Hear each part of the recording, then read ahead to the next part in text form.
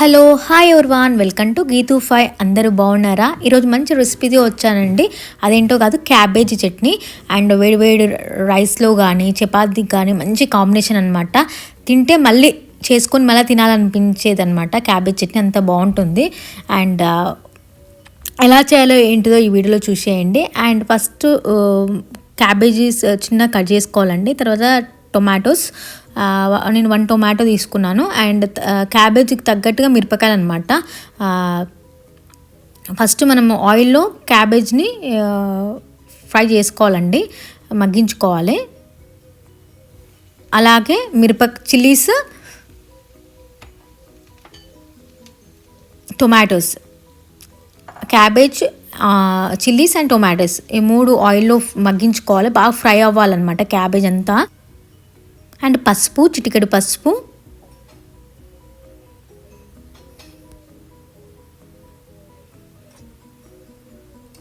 మనం టోటల్ ఎట్లా అంటే క్యాబేజ్ ఇంత మరిగించుకొని ఇంత ఫ్రై అయితే చట్నీ అంత బాగుంటుంది అనమాట.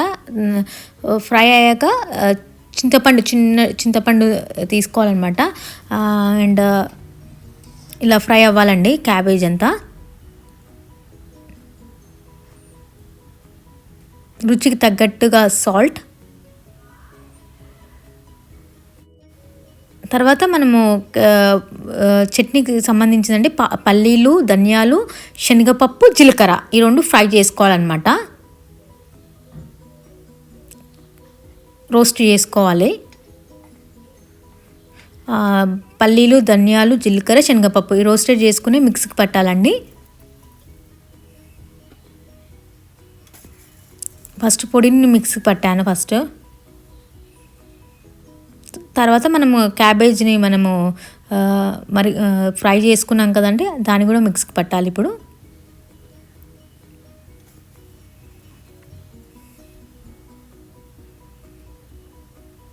చూశారు కదండి, ఇలా మిక్సీకి పట్టింది బౌల్లో తీసేసుకున్నాను అనమాట నేను.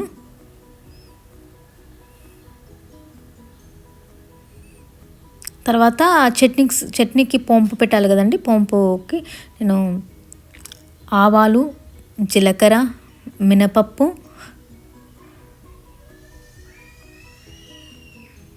శనగపప్పు పోంపు పెడుతున్నాండి.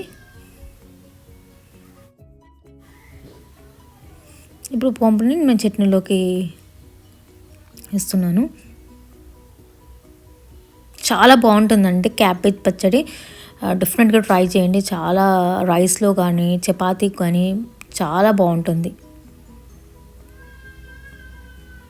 మనం కారం ఉప్పు తగ్గట్టుగా వేస్తే చట్నీ అదిరిపోతుందండి. అండ్ చపాతీ అండ్ క్యాబేజీ పచ్చడి తిన్నానండి, సూపర్గా ఉంది. మీరు కూడా ట్రై చేయండి. చూశారు కదండి క్యాబేజ్ పచ్చడి. మీరు కూడా ట్రై చేసి ఎలా వచ్చిందో నాకు కమెంట్ బాక్స్లో షేర్ చేయండి. అండ్ నా వీడియో నచ్చితే like, share, subscribe to my channel గీతూ ఫై.